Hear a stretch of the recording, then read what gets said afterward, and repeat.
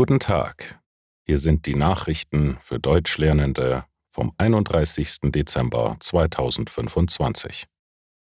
Trump unterstützt Israels Vorgehen gegen Iran und Hamas. US-Präsident Donald Trump hat erklärt, dass er Israels Militärschläge gegen den Iran unterstützen würde, falls das Land weiter Raketen produziert.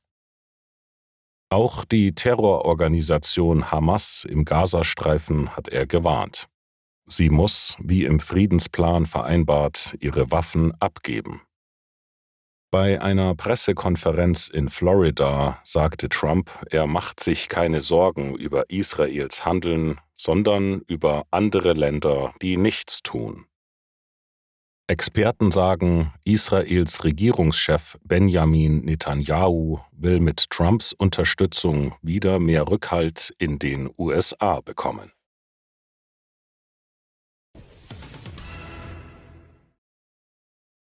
George Clooney und Familie jetzt französische Staatsbürger. Der US-Schauspieler George Clooney, seine Frau Amal und ihre beiden Kinder haben jetzt auch die französische Staatsbürgerschaft.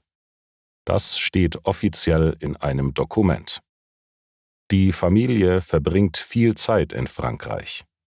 Clooney sagte, er liebt die französische Kultur und die Sprache, auch wenn er noch nicht gut Französisch spricht. Im Jahr 2021 haben Clooney und seine Frau ein Weingut im Süden Frankreichs gekauft. Dort leben sie ruhig, ohne Paparazzi. Clooney sagt, Frankreich ist der Ort, an dem seine Familie am glücklichsten ist. Schaf landet im Polizeiauto bei Konstanz.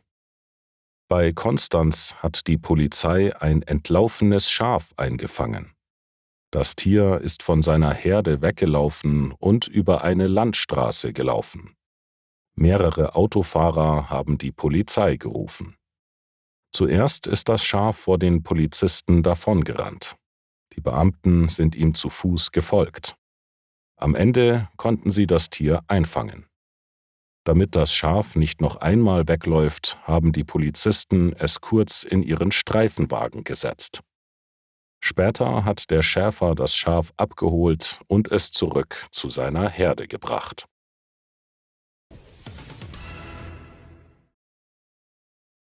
Spinne löst Alarm bei Firma aus. Im Landkreis Osnabrück hat eine Spinne für einen ungewöhnlichen Polizeieinsatz gesorgt. In der Nacht wurde bei einer Firma in Bissendorf ein Alarm ausgelöst. Die Polizei war sofort vor Ort und hat das Gebäude zusammen mit einem Mitarbeiter der Firma kontrolliert. Ein Einbruch wurde nicht gefunden. Stattdessen haben die Beamten eine Spinne direkt vor einem Bewegungsmelder entdeckt. Sie hatte den Alarm ausgelöst. Es handelte sich also um einen Fehlalarm. Die Spinne durfte danach unbehelligt weiterkrabbeln.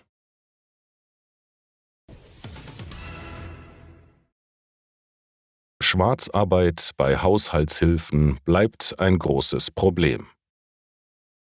In Deutschland beschäftigen fast 4 Millionen Haushalte eine Haushaltshilfe ohne Anmeldung.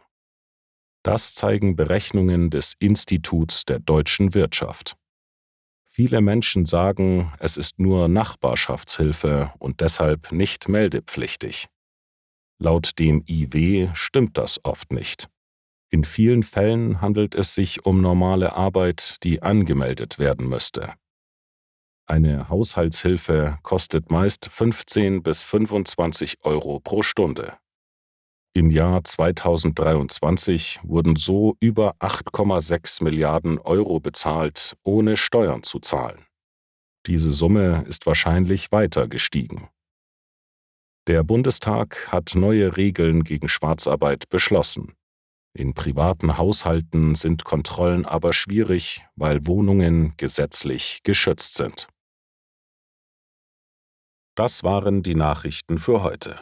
Danke fürs Zuhören.